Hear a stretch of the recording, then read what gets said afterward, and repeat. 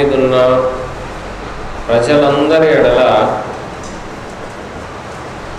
దేవునికి ఉన్న ఒకటే ఒక ఉద్దేశం, మనమందరము యుగ యుగములు లేకపోతే ఈ భూమి మీద ఆయనను దేవుడుగా మనం కలిగి ఉండాలి. ఆయన సర్వసృష్టికర్త అని ప్రజలందరూ ఎరిగి, ప్రజలందరూ ఆ విషయంలో దేవుడు ఒక్కడే అని, ఆయన యేసు ప్రభు అని, ఆ దేవాతి దేవుని ద్వారానే ఈ భూమి మీద మనం ఆదరించబడతామని, ఈ భూమి మీద మనము మన ప్రతి పరిస్థితులలో ఆయన తోడుగా ఉండే దేవుడని, అంత మాత్రమే కాదు మనం పరలోకం చేరడానికి కూడా ఆయనే మార్గమని, యుగయుగములు మనము జీవించవలసినది లేకపోతే సదాకాలము మనం ఉండే స్థలము ఆయనతో అని, ఎవరైతే అది దేవుని యొక్క ఉద్దేశం. మనలందరినీ ఇక్కడ ఉన్న వాళ్ళు, ఆయనను నమ్ముకున్న వాళ్ళెవరూ కూడా ఈ భూమి మీద జీవితం జీవించాలి. హల్లెలూయా. మన జీవితంలో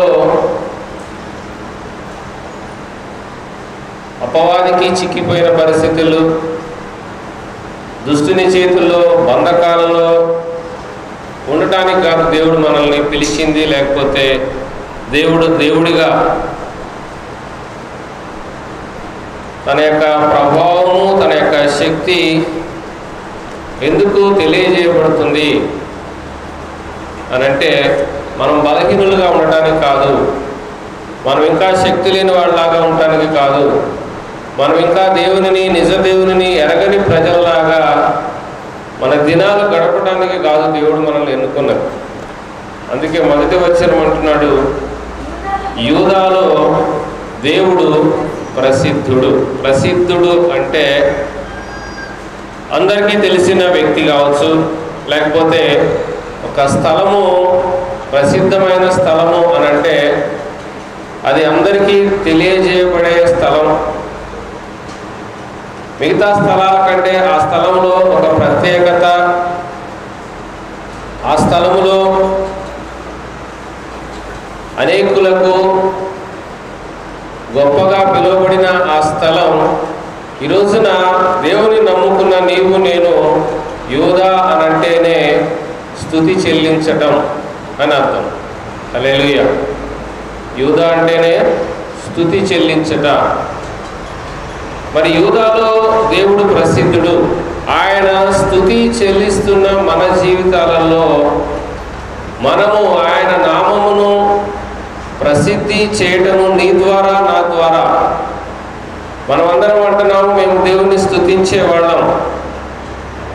దేవుడు అంటున్నాడు, నిజంగానే నువ్వు నన్ను స్తుతించాలి, స్తుతించే వ్యక్తిగా నువ్వు మార్చబడాలి, నా నామమును గొప్ప చేసే వ్యక్తిగా నువ్వు మార్చబడాలి. ఎవరైతే దేవుని నమ్ముతున్నామో, ఆశ్రయిస్తున్నామో, మన జీవితంలో అన్ని పరిస్థితుల్లో మనం స్తుతించే వారిగా ఉండాలి.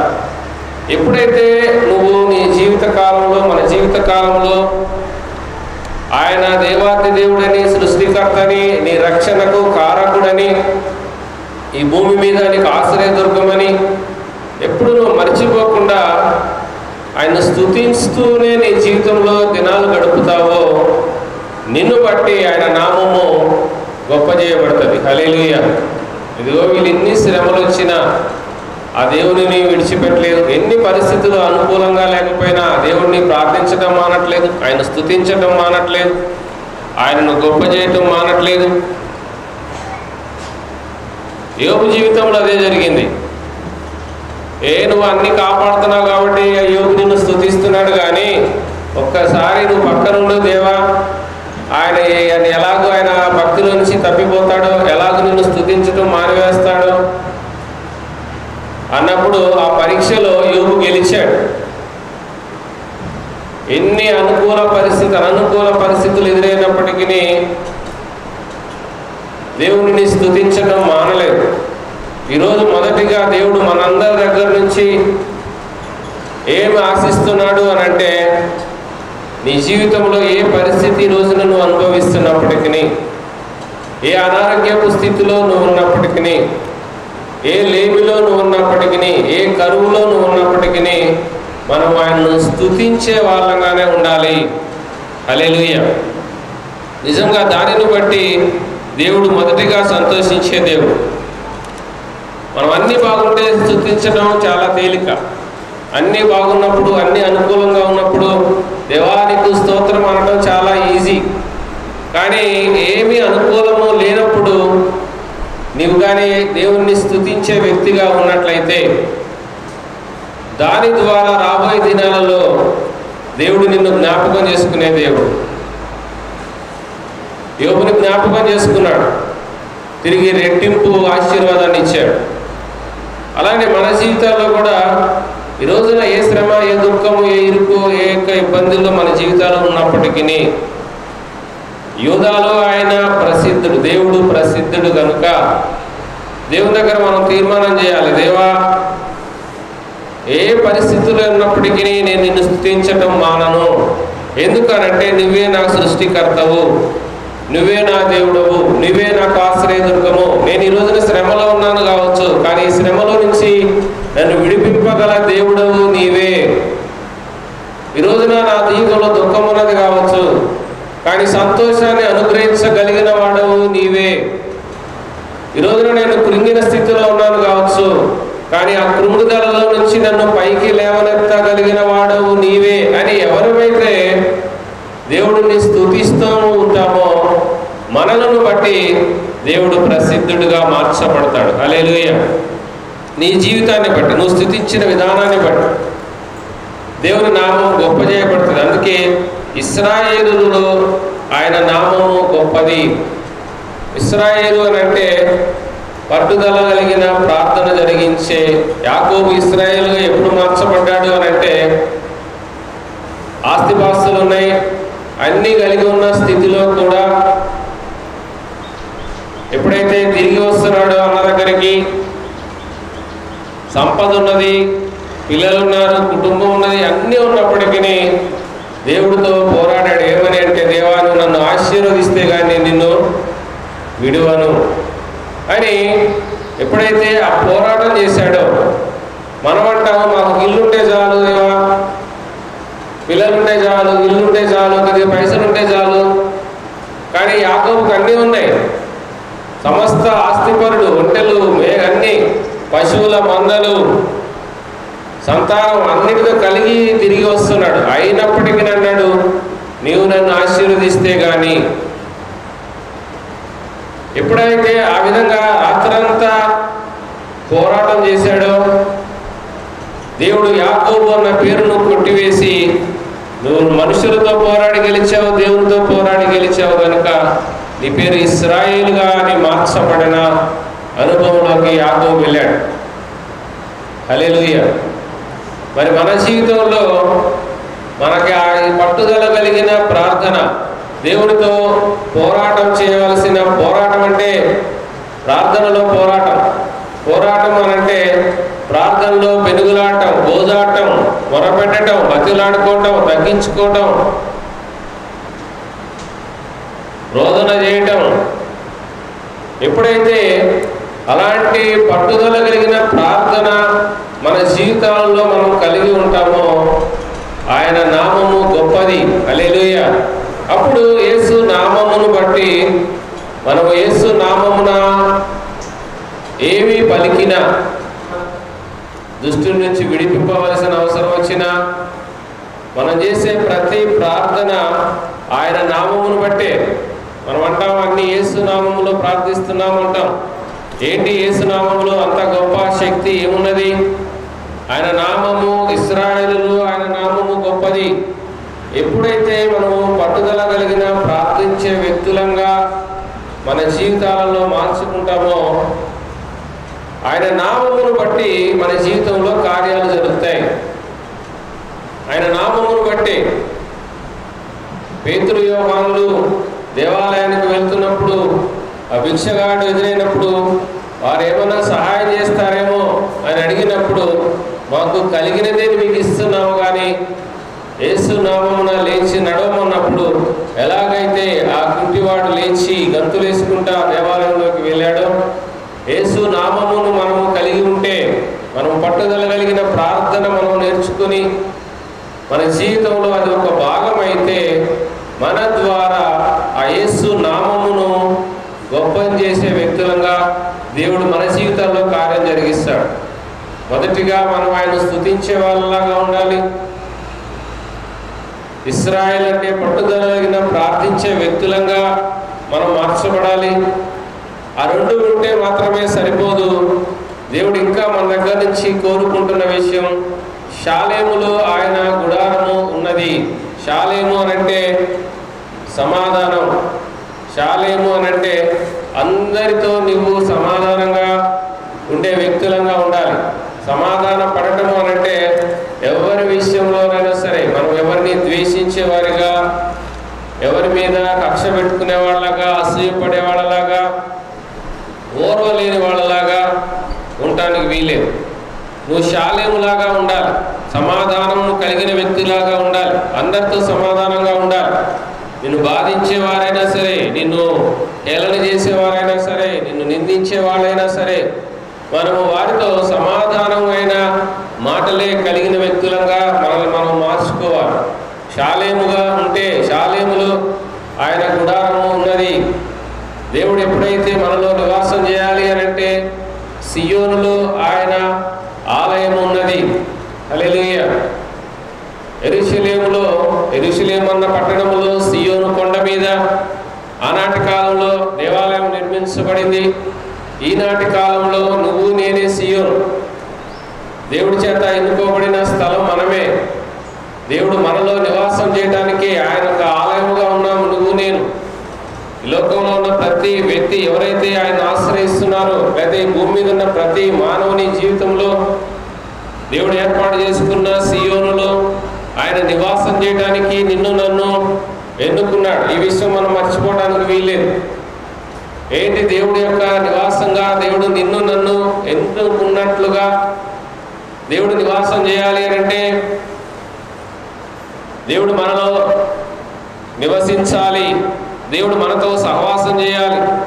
దేవుడు మనల్ని ముందుకు నడిపించాలి. ఎవరైతే ఆ కోరిక మనం కలిగి ఉంటామో, దేవా నేను నీ యొక్క ఆలయంగా మార్చబడతా, నీవు నాలో నువ్వు నివసించడానికి యోగ్యంగా నా జీవితాన్ని నేను మార్చుకుంటా, నేను అందరితో సమాధానంగా కరంగా ఉంటా, షాలేంలాగా ఉంటా, నేను ఇశ్రాయేలు లాగా ఉంటా, నేను నిన్ను అన్ని సమయాల్లో స్తుతించే వ్యక్తిలాగా ఉంటా. ఎవరైతే ఈ 4 విషయాల్లో దేవుని యొక్క నివాసించడానికి యోగ్యులంగా మనం ఉండి, ఈ 4 లక్షణాలు మనం కలిగి ఉండాలి. ప్రార్థించడం ఉండాలి, స్తుతించే వాళ్ళంగా ఉండాలి, పట్టుదల కలిగిన ప్రార్థన మన జీవితాల్లో ఒక భాగంగా ఉండాలి, అందరితో సమాధానంగా ఉండే అనుభవం ఉండాలి, దేవుడి యొక్క నివాసించడానికి యోగ్యులంగా మన యొక్క హృదయాన్ని సిద్ధపరచుకోవాలి.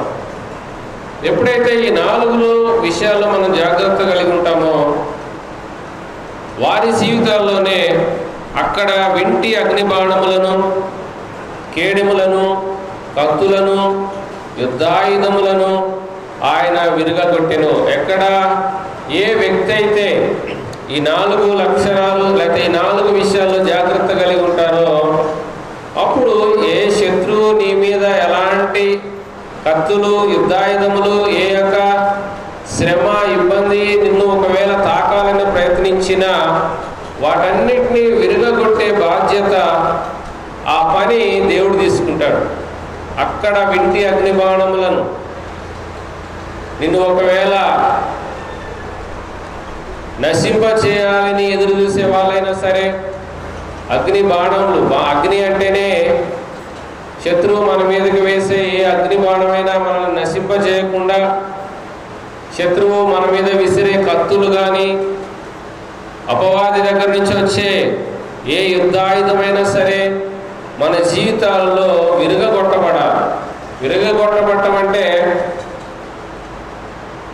అది మన దాకా రాకుండానే, అది మన యొక్క దగ్గరికి రాకుండానే, ఒకవేళ అది మన దగ్గరికి వచ్చినా మనకే అపాయం జరగకుండా అది విరుగగొట్టబడే అనుభవం నీ జీవితంలో, మన జీవితంలో మనకు కలగాలి అని అంటే మొదటి 4 లక్షణాలు మనం కలిగి ఉండాలి. స్తుతించే వాళ్ళంగా ఉండాలి, ఏ విషయాన్ని తేలిగ్గా తీసుకోకుండా పట్టుదల కలిగిన ప్రార్థన కలిగిన వ్యక్తులంగా ఉండాలి, అందరితో సమాధానపడే వ్యక్తులంగా ఉండాలి, దేవుడు నివసించడానికి యోగ్యమైన జీవితాన్ని కలిగి ఉండే వాళ్ళలాగా ఉండాలి. అలా ఉంటే ఇక యుద్ధాయుధాలు కావు, అది కత్తి కావచ్చు, ఏదైనా కావచ్చు, పదునైన మాటలు కావచ్చు, శత్రువు నిన్ను పడద్రోసే పరిస్థితులు కావచ్చు, అవన్నీ కూడా వాటన్నింటినీ కూడా మనల్ని తప్పించబడే అనుభవం. ఎప్పుడైతే అలా ఉంటామో 4వ వచనం అంటున్నాడు, దుష్ట మృగములుండు పర్వతముల సౌందర్యము కంటే నీవు అధిక తేజస్సు గలవాడవు. హల్లెలూయా. పర్వతాలు ఎంతో గొప్ప వ్యక్తులు కావచ్చు, ఒకవేళ ఈ లక్షణాలు లేకుండా ఈ లోకంలో నువ్వు ఎంత గొప్ప వ్యక్తివైనా సరే, పేరు ప్రఖ్యాతులు ఉన్న వ్యక్తివైనా సరే, హోదా ఉన్న వ్యక్తివైనా సరే, వాళ్ళందరికంటే దేవుని యొక్క దృష్టిలో నీవే తేజస్సు గలవాడు. హల్లెలూయా. ఒకవేళ నీ దగ్గర డబ్బు లేదేమో, ఈ రోజున నీ పరిస్థితులు ఏమీ అనుకూలంగా లేవేమో, కానీ ప్రార్థించే వ్యక్తిగా ఉన్నావేమో, ఆయనను స్తుతించే వ్యక్తిగా ఉన్నావేమో, అందరితో సమాధానపడే వ్యక్తిగా ఉన్నావేమో, దేవుడు నివసించడానికి యోగ్యంగా నీ జీవితాన్ని మార్చుకునే వ్యక్తిగా ఉన్నావేమో, ఈ లక్షణాలు ఉంటే దేవుని దృష్టిలో మనమే అధిక తేజస్సు గలవాళ్ళం. లోకం అట్లా అనదు. బాగా పైసలుండి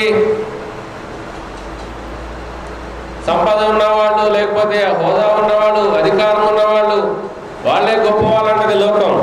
కానీ లోకం కంటే కూడా దేవుని యొక్క దృష్టిలో మనము అధిక తేజస్సు గల వాళ్ళం అవ్వాలి. మనము ఆయన నామమును గొప్ప చేసే వాళ్ళలాగా ఉండాలి, మనము ఆయన నామమును ప్రసిద్ధి చేసే వాళ్ళలాగా ఉండాలి. ఎప్పుడైతే ఇది మనం జరిగిస్తామో నిశ్చయముగా మనము తేజస్సు గల వాళ్ళం. తేజస్సు అనంటే దేవుని యొక్క ప్రభావం గల వ్యక్తులంగా, దేవుని యొక్క సన్నిధి మన జీవితాల్లో ఆయన మనతో నివాసం చేసే అనుభవంలో ఉండే వ్యక్తులంగా, దేవుడికి సుందరమైన వ్యక్తులంగా మనం కనపడతాం. అందుకే పర్వతముల సౌందర్యము కంటే దుష్ట మృగములుండు పర్వతములు. దుష్ట మృగములు అనంటే అవి ఏం మేలు చేయవు. దుష్ట మృగములు అనంటే కీడు చేసేవి. అవి వాటి వల్ల ఏ ప్రయోజనం ఉండదు, ఏ ఆశీర్వాదం ఉండదు. కానీ నువ్వు పట్టుదల కలిగిన ప్రార్థన చేసే వ్యక్తివైతే నీ ద్వారా అనేకులకు ఆశీర్వాదం. నువ్వు దేవుణ్ణి స్తుతించే వ్యక్తివైతే నిన్ను బట్టి ఆయన నామం ప్రసిద్ధి చెందుతుంది. నువ్వు అందరితో సమాధాన పడే వ్యక్తివైతే నువ్వు అధిక తేజస్సు గలవాడవి. ఎప్పుడైతే మనం అలాంటి అనుభవంలోకి వెళ్తామో, కఠిన హృదయులు దోచుకొనబడి ఉన్నారు, వారు నిద్ర నొంది ఉన్నారు. అలా కాకుండా ఈ పైన చెప్పిన 4 విషయాల్లో మనం కానీ అశ్రద్ధగా ఉండి, ఎన్నిసార్లు దేవుడు హెచ్చరిక చేసినా, దేవుడు బోధించినా, దేవుడు మనల్ని ప్రార్థించే వ్యక్తిగా ఉండు, స్తుతించే వ్యక్తిగా ఉండు, అందరితో సమాధానపడే వ్యక్తిగా ఉండు, నేను నివసించడానికి యోగ్యంగా ఉండు అని ఎన్నిసార్లు మనకు బోధ చేసినా, హెచ్చరిక చేసినా, ఒకవేళ మనం వాటిని నిర్లక్ష్యంగా ఉండే వ్యక్తులమైతే కఠిన హృదయాలు అంటే వాళ్ళే. ఎన్నిసార్లు దేవుడు మనల్ని హెచ్చరిక చేసినా ఆ విషయంలో నిర్లక్ష్యంగా ఉండటమే ఆ కఠిన హృదయం. ఎప్పుడైతే కఠిన హృదయంగా ఉంటామో మనం దోచుకొనబడే అనుభవం. నిద్ర నొంది ఉన్నారు. హల్లెలూయా. నిద్ర నొంది ఉండటము అని అంటే ఒకవేళ తిరిగి మళ్ళా దేవుని సన్నిధిలో వచ్చి నీకు ప్రార్థించే అవకాశం ఉండకపోవచ్చునేమో, బతిలాడుకునే అవకాశం ఉండకపోవచ్చునేమో, సరి చేసుకునే అవకాశం ఉండకుండా ఉండే పరిస్థితులు వస్తాయేమో రాబోయే దినాల్లో. కాబట్టి మనం నిర్లక్ష్యంగా ఉండటానికి వీల్లేదు. పరాక్రమశాలులందరి బాహుబలము హరించెను. పరాక్రమశాలులు అంటే మంచి యుద్ధ నైపుణ్యం ఉన్నవాళ్ళు, బలంగా వాళ్ళు, శారీరకంగా బలంగా వాళ్ళు. నేను నా బలాన్ని బట్టి నేను జయిస్తా, నా బలగాన్ని బట్టి నేను జయిస్తా అని ఒకవేళ దేవుడి విషయంలో మనం నిర్లక్ష్యంగా ఉంటే ఆ పరాక్రమశాలులందరి బాహుబలము హరించెను. హరించడం అంటే శూన్యమైపోవటం, హరించడం అంటే అసలు మొత్తానికి లేకుండా పోవటం. ఆ పరాక్రమశాలందరి బాహుబలము హరించెను. ఎప్పుడు నువ్వు కానీ నీ మీద యుద్ధాయుధములు ఎవరన్నా మన మీద ప్రదర్శించిన ఆ పరాక్రమశాలందరి బాహుబలము హరించబడాలి అని అంటే, లేకపోతే నిన్ను భయపెట్టేవాళ్ళు, నిన్ను బెదిరించేవాళ్ళు కావచ్చు, వారు నీకంటే శక్తివంతులైనప్పటికీ ఆ బాహుబలము హరించటము దేవుని వలన అవుతుంది. ఎప్పుడు అనంటే నువ్వు ప్రార్థించే వ్యక్తిగా ఉంటే, స్తుతించే వ్యక్తిగా ఉంటే, సమాధాన పడే వ్యక్తిగా ఉంటే, ఆయన ఆలయముగా నువ్వు ఉంటేనే. ఎప్పుడైతే ఈ అనుభవంలోకి మనం వెళ్తామో, భక్తుడు అంటున్నాడు, యాకోబు దేవా, నీ గద్దింపునకు రథసారథులకును గుర్రములకును గాఢ నిద్ర కలిగెను. నీవే భయంకరుడవు. నీవు కోపపడు వేళ నీ సన్నిధిని నిలువగలవాడు ఎవడు? ఇశ్రాయేలు ప్రజలని దేవుడు ఆ ఎర్ర సముద్రము దాటించినప్పుడు ఎలాగైతే ఫరో సైన్యం అంతా నాశనం చేయబడిందో, దేవుని యొక్క గద్దింపునకు రథసారథులు గుర్రములకు గాఢ నిద్ర అనంటే ఏమాత్రం కూడా సంతోషం లేని పరిస్థితులు. రథాన్ని బట్టి, ఒకవేళ గుర్రాలను బట్టి ఎన్ని కలిగి ఉన్న రోజుల్లో మనం చూస్తున్నాం. కుటుంబాలలో ఎలాంటి ఉపద్రవాలు వస్తున్నాయో, గొప్ప గొప్ప వారి కుటుంబాల్లో కూడా ఉపద్రవాలు వస్తున్నాయి. ఏమీ చేయలేని పరిస్థితులు, డబ్బు ఆదరించలేని పరిస్థితులు వస్తున్నాయి. వారి పేరు ప్రఖ్యాతులు ఆదరించలేని పరిస్థితులు వస్తున్నాయి. వారికి కలిగి ఉన్నది ఏది కూడా నెమ్మది కలిగించలేని పరిస్థితులు వస్తున్నాయి. రథసారథులు గుర్రములకు గాఢ నిద్ర, ఏమీ చేయలేని పరిస్థితులు ఈ రోజున మనం చూస్తున్నాం. కాబట్టి మనం భయపడదాం. ఇశ్రాయేలులాగా ప్రార్థించే వ్యక్తులంగా, స్తుతించే వ్యక్తులంగా, సమాధానం కలిగిన వ్యక్తులంగా, ఆయన నివసించడానికి యోగ్యులంగా మార్చబడదాం. ఎప్పుడైతే మనం అలా మార్చబడతామో దేవుని కోపం నుంచి మనం తప్పించబడతాం. నిజంగానే దేవుడు కోపపడితే ఆయన సన్నిధిలో నిలువబడగలిగిన వాడు ఎవడు? నీవు కోపపడు వేళ నీ సన్నిధిని నిలువగలవాడు ఎవడు? దేవునికి ఒక ఉగ్రత వచ్చినప్పుడు, దేవుడు మన జీవితాల్లో కూడా ఆయన ఉగ్రత, ఆయన కోపం మన మీదకి వచ్చినప్పుడు ఎవరూ నిలవలేము. దాన్ని తట్టుకుని నిలబడగలిగిన శక్తి భూమి మీద ఎవరికీ లేదు. అందుకే నీవు తీర్చిన తీర్పు ఆకాశంలో నుండి వినబడజేసితివి. దేశంలో శ్రమ నొందిన వారిని అందరినీ రక్షించుటకై న్యాయ తీర్పునకు దేవుడు లేచినప్పుడు భూమి భయపడి ఊరకుండెను. దేవుడి యొక్క తీర్పు, దేవుడు మనలందరినీ, భూమి మీద ఉన్న ప్రజలందరినీ గమనిస్తూనే ఉన్నాడు. మన జీవితాల్లో ఆయన తీర్పు బయలుదేరక ముందే మనం ఆయన బ్రతిలాడుకోవాలి. తీర్పు తీర్చిన తర్వాత ఇక నువ్వు జడ్జి దగ్గర నుంచి ఆ న్యాయస్థానంలో ఒకసారి ఆ జడ్జి శిక్ష విధించిన తర్వాత మళ్ళా పోయి జడ్జిని బ్రతిలాడుకుంటే ఇంకా తీర్పు ఏమైనా వెనక్కి తీసుకుంటారా? జడ్జి మళ్ళీ తీర్పు మార్చి రాస్తారా? నువ్వు బతిలాడావు కదా, రారా మళ్ళీ మార్చి రాస్తా నీకు అని అంటాడేమన్నా? తీర్పు వెలువడక ముందే, తీర్పు ఆయన దగ్గర నుంచి ఆకాశంలో నుండి ఆయన తీర్పునకు దేవుడు లేచినప్పుడు, దేశంలో శ్రమ నొందిన వారిని అందరినీ రక్షించుటకై దేవుడు తీర్పు తీర్చినప్పుడు మనము ఆయన దయ పొందుకునే వ్యక్తులంగా ఉండాలి. నిజమే, ఈ రోజున నువ్వు దేవుడిని అనుసరించడం బట్టి, వాక్యాన్ని అనుసరించడాన్ని బట్టి, ప్రార్థించడాన్ని బట్టి శ్రమలో ఉన్నావేమో. అయినప్పటికీ నువ్వు ఆయన యొక్క తీర్పు మనకు అనుకూలంగా రావాలి. హల్లెలూయా.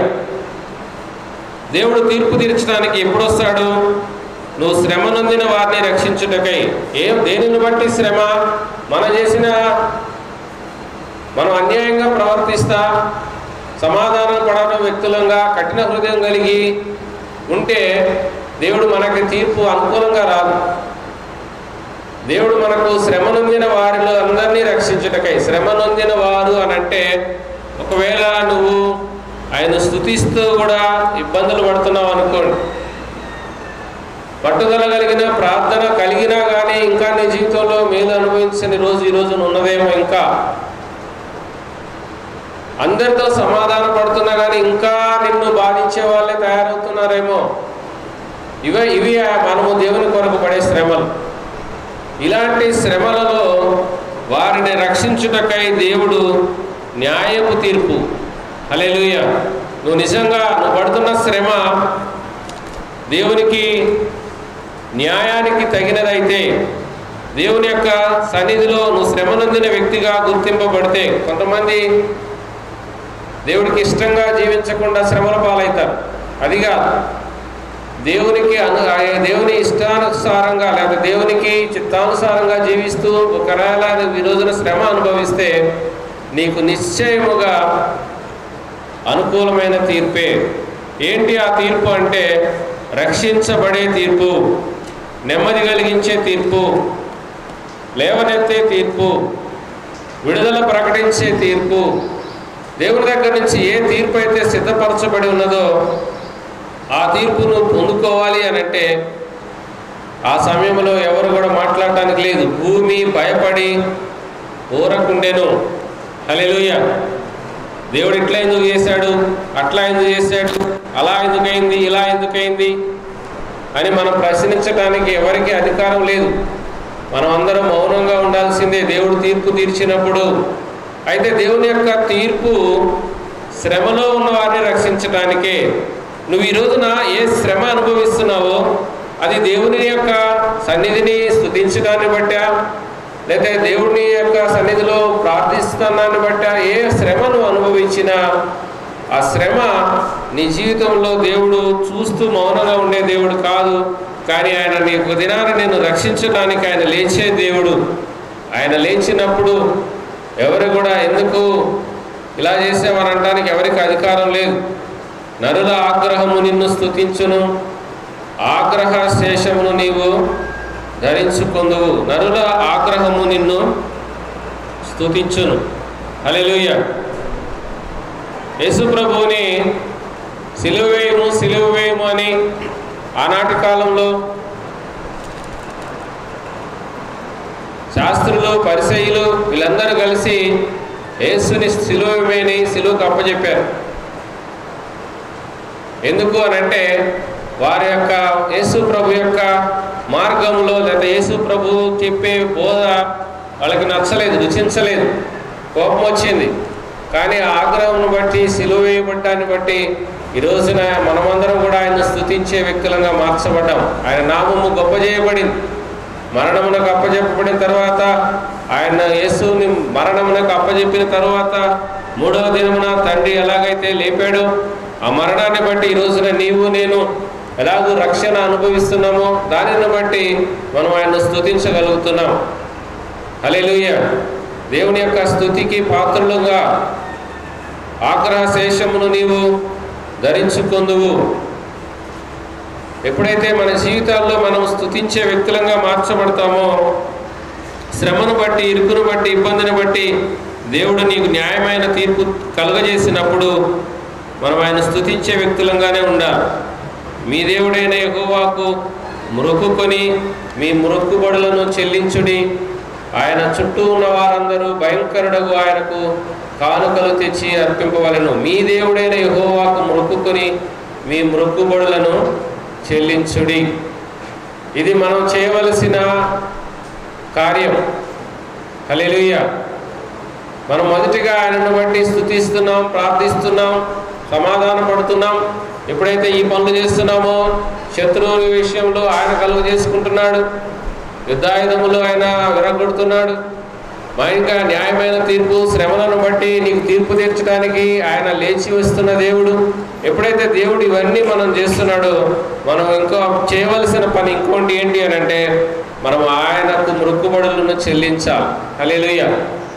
ఏదైతే ఒకవేళ నీ జీవితంలో ఇప్పటివరకు ఏమన్నా మొక్కుబడులు మనము చెల్లించి మొక్కుకొని దానిని చెల్లించని వ్యక్తులమైతే నీ జీవితంలో ఒకవేళ దేవా నీకు సేవ చేస్తాననే అవసరంలో అన్నావేమో, దేవా నేను నీ కొరకు ఇలా జీవిస్తాను దేవా అన్న మొక్కుబడి చేసుకున్నావేమో, దేవా నీ కొరకు నేను సాక్షిగా ఉంటాను దేవా అని మొక్కుబడి చేసుకున్నావేమో.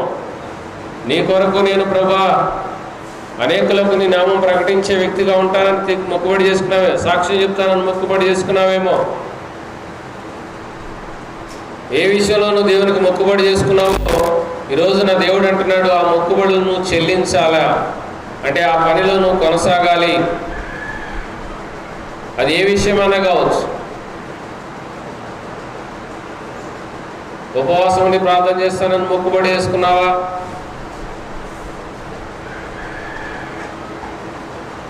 ఏ విషయంలో నువ్వు మొక్కుబడి చేసుకున్నావో ఆ మొక్కుబడిని చెల్లించాల్సిన దినం. ఎప్పుడైతే మనం అలా చెల్లించే వాళ్ళుగా ఉంటామో ఆయన చుట్టూనున్న వారందరూ భయంకరుడు ఆయనకు కానుకలు తెచ్చి అర్పింపవలను. కానుక అనంటే బలవంతాన్ని ఇచ్చేదిగా. కానుక అనేది బలవంతాన ఇచ్చేది ఇది కాదు. కానుకలు అర్పింపవలను. మన జీవితమే దేవుడికి ఇష్టమైన కానుక. మనము దేవుడిని కలిగి ఉండటమే, మనల్ని మనం ఆయనకు సమర్పించుకోవడము అన్నిటికంటే విలువైన కానుక. నిన్ను నీవు దేవుని యొక్క చిత్తానుసారంగా నీ హృదయాన్ని మార్చుకోవడం ఇంకా విలువైన కానుక. ఆయన చిత్తానికి లోబడిన వ్యక్తులంగా, స్తుతించే వ్యక్తులంగా, ప్రార్థించే వ్యక్తులంగా, సమాధాన పడే వ్యక్తులంగా ఒక కానుక ఎలాగైతే ఇవ్వబడుతుంది, కానుక బలవంతంగా ఇచ్చేది కాదు కానుక. అలానే దేవునికి ఒక కానుకగా మనల్ని మనం అర్పించుకోవడమే ఈ రోజున దేవుడు మన దగ్గర నుంచి ఎదురు చూస్తున్నాడు. ఏంటి దేవుడికి నిన్ను నీవుగా కానుకగా అర్పించుకోవడం. కానుకగా ఆయనకు కానుకలు తెచ్చి అర్పించవలను. ఒకవేళ ఆ దినముల్లో, ఒకవేళ ఈ దినముల్లో ఏంటి మనము ఇవ్వగలిగిన కానుక? మొట్టమొదటి విలువైన కానుక అంటే మన వ్యక్తి, మన జీవితం.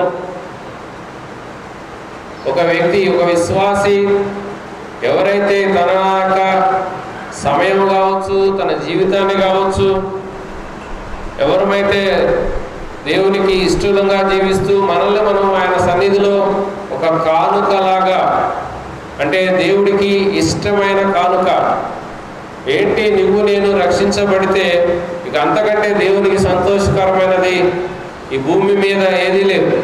మనము రక్షించబడాలి, మనం విమోచింపబడాలి, మనము ప్రార్థించే వ్యక్తులంగా మార్చబడాలి, మనము ఆయన స్తుతించే వ్యక్తులంగా మార్చబడాలి, మనము ఆనందంతో సమాధానం కలిగిన వ్యక్తులంగా మార్చబడాలి.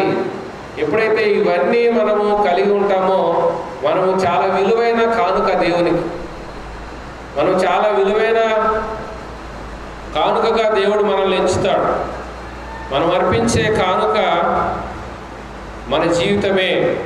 మనం అర్పించే కానుక దేవుడు మనకు ఏదైతే దేవుని దగ్గర నుంచి మనం ఏదైతే పొందుకుంటున్నామో, ఆయన చేత రక్షించబడిన నీవు తిరిగి ఆయన నివసించడానికి యోగ్యుడుగా ఆయనకు అర్పించుకోవటమే విలువైన కానుక.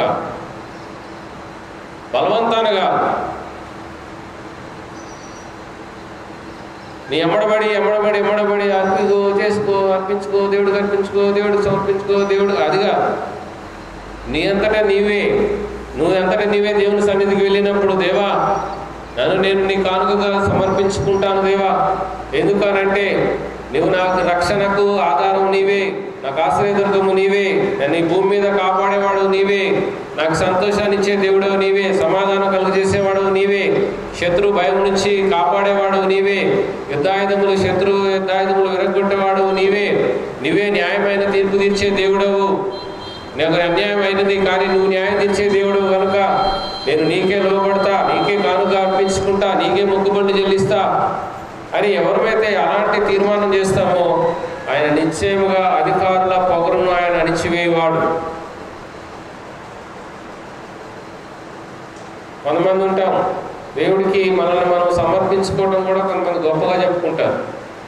అది వదిలిపెట్టి వచ్చిన తెలుసా, నేను రోజుకి అన్ని పైసలు వస్తుండే నాకు తెలుసా, నీకు ఏమనుకున్నావు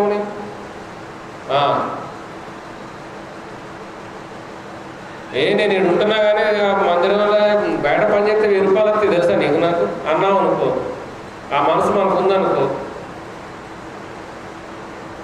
కొంతమంది అంటారు మందిరంలో గది లేకుండా అనుకున్నా, నేను బయట పోతే రోజుకి 500 కొట్టి వస్తాయి. అట్లాంటి మనసు మన జీవితంలో మన హృదయంలో ఉందనుకోండి, అధికారుల పొగరును ఆయన అణిచివేయవాడు.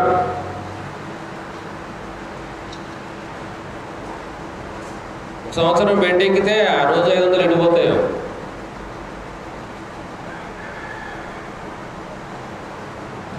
ఇలాంటి తలంపులు మన జీవితంలో మనకు ఉండటానికి వీలేదు. మనం కానుకగా దేవుని సన్నిధిలో అర్పించుకున్నాము అని అంటే అది ఏ ఇరుకైనా ఏమైనా ఇబ్బంది అయినా ఏ శ్రమైనా స్తుతించడం మానద్దు, ప్రార్థించడం మానద్దు, సమాధానం కలిగి ఉండటం మానద్దు, ఆయన నివసించడానికి యోగ్యంగా ఉండటం మానద్దు. ఆయనకు కానుకగా మొక్కుబాట్లు మనం సమర్పించుకుందాం. మనం ఆయనకు కానుకగా ఆయన సన్నిధిలో ఎప్పుడైతే మనం ఉంటామో అధికారుల పొగరును ఆయన అణిచివేయవాడు. అధికారుల పొగరు అంటేనే దేవుడికి అసలే ఇష్టం లేదు. గర్వం అసలే ఇష్టం లేదు ఆయన. అహంకారం అసలే ఇష్టం లేదు ఆయన. పొగరు పట్టిన మాటలు అసలే ఇష్టం లేదు ఆయన. అవన్నీ అణిచివేయబడతాయి. భూరాజులకు ఆయన భీకరుడు, భూరాజులకే ఆయన భీకరుడు. రాజులు అంటేనే అధికారం గలవాడు, రాజులు అంటేనే అధికారము హోదా అన్నీ ఉన్నవాడు. ఆ భూరాజులకే ఆయన భీకరుడైతే ఏమి లేని మనకు ఆయన మన జీవితంలో మనం ఎంత దీనత్వం కలిగి ఉండాలి. ఆయన రాజులనే అధికారులను అణిచేవాడు, భూరాజులకు భీకరుడు. మరి మనము ఎంతగా ఇంకా ఆయనకు లోబడి ఉండాలి, మనం ఎంత దీనంగా ఉండాలి, ఎంత భయంతో జీవించాలి, ఎంత కానుకగా ఆయనకు మన జీవితాన్ని సమర్పించుకోవాలి. ఆయన కోపపడితే మనం ఆయన సన్నిధిని లోబడిన పరిస్థితి లేదు అసలు. దేవుడు దయా కనికరం ఎప్పుడు మనం విడిచిపోకుండా అధిక తేజస్సు కలిగిన వ్యక్తులుగా మార్చబడాలి.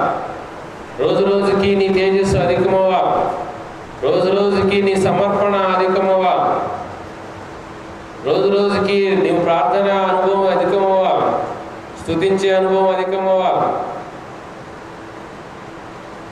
సమాధాన పడే అనుభవం అధికమవ్వాలి. ఎప్పుడైతే వీటిలో నువ్వు ముందుకు సాగుతావో నువ్వు అధిక తేజస్సు కలవాడవైతావు. నువ్వు అధిక తేజస్సు కలవాడవైతే నువ్వు దేవునికి ఒక మంచి కానుకగా, దేవుడు అంగీకరించడానికి అనువైన కానుకగా, దేవుడిని బట్టి దేవుని నామము గొప్ప చేయబడటానికి, ఆయన నామము హెచ్చింపబడటానికి, నువ్వు అనేకులకు ఆయన యొక్క సన్నిధిలో ఆయన బిడ్డలను అనేకులను నడిపించడానికి అవసరమైన సాధనంగా పనిముట్టుగా దేవుడు నిన్ను నన్ను సిద్ధపరచాడు ఈ భూమి మీద. ఇది ఆ విషయంలో మనం శ్రద్ధ కలిగి ఉంటే దేవుడు తీర్పు మన జీవితంలో ఎలాంటిది అంటే మనకు అనుకూలమైన తీర్పే వస్తుంది, ఆశీర్వాదకరమైన తీర్పే వస్తుంది, నెమ్మది కలిగించే తీర్పే వస్తుంది.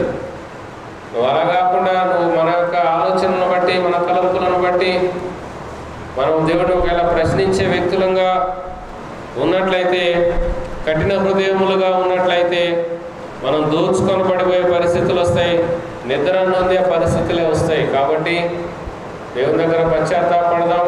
వాళ్ళు తెలిసి తెలియక ఏమైనా ఒకలాంటి మాటలు మాట్లాడితే ఒప్పుకుందాం. అంత మాత్రమే కాదు, దేవా యూదాలాగా మార్చబడడానికి నాకు శక్తి దయచేయి, నేను స్తుతిస్తాను దేవా అని తీర్మానం చేద్దాం.